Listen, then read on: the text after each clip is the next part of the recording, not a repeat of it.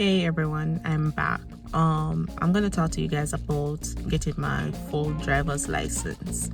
And what that basically means that in Ontario is we have different levels of driver's license. A G1 is your written test, your G2 is your residential test, and in previous time, or before COVID, your G license was a combination of highway driving and residential testing. No, I think I got my driver's license in probably summer of 2019.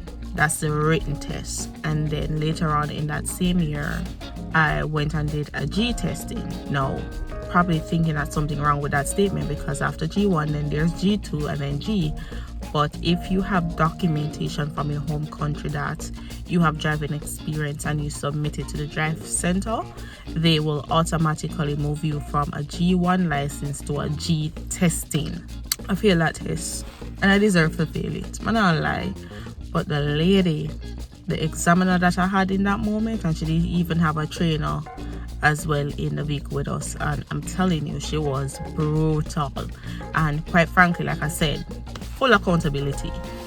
I deserve to fail that test, but the lady was so aggressive. I feel like I did get bullied at the moment. But anyways, needless to say, I failed the G testing, and when you fail a G testing, they bump you down to a G2 test. So I did a G2 test in 2020 before COVID. I remember we weren't wearing masks and it wasn't a big thing and it was a snowy day. Don't be like me and book a test in like February, January-ish, because you're going to probably likely have snow. Even though they do take that into account, because you're supposed to drive within reason of the weather condition that you're presented with. So how you drive in snow is not how you would drive on a regular day when there isn't snow. So of course that was also a factor that probably helped me in a moment. But that examiner, he was very, very down to earth and cool, right?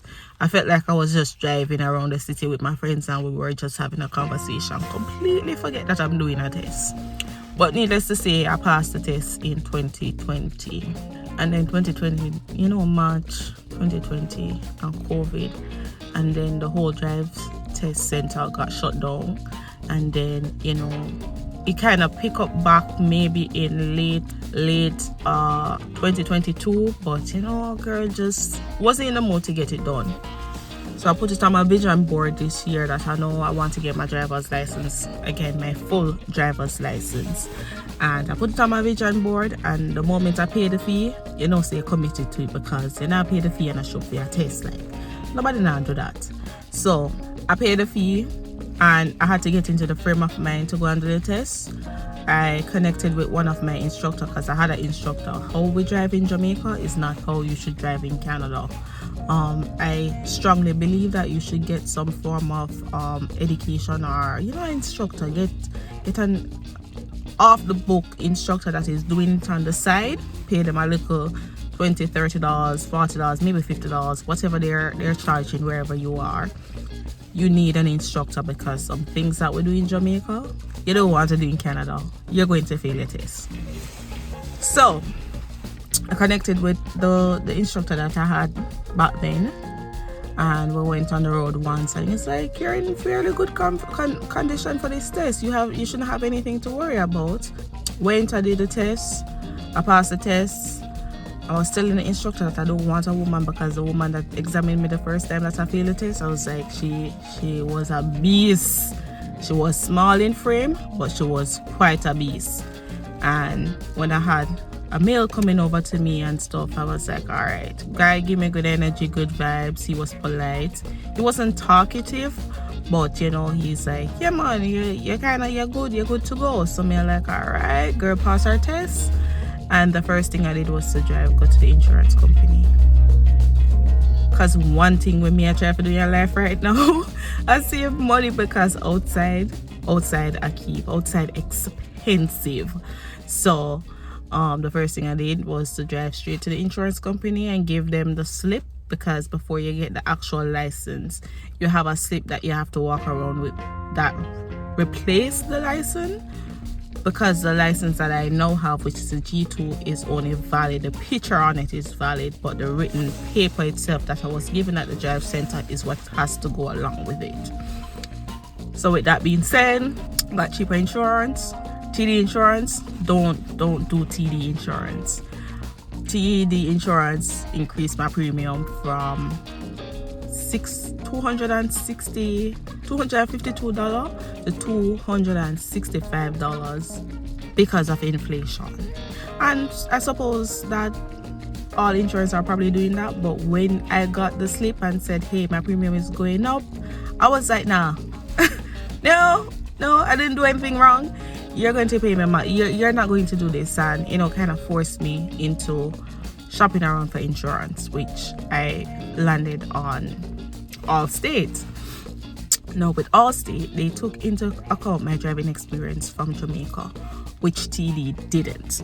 All TD want to know is about the driving experience here in Canada, but when you pull my driving extract, it says license from 2008. So when Allstate pulled my record and it says 2008, he called me back and he's like, did you have a license in 2008? I said yes, but I was living in a different country. And so no, and they kind of take that into account.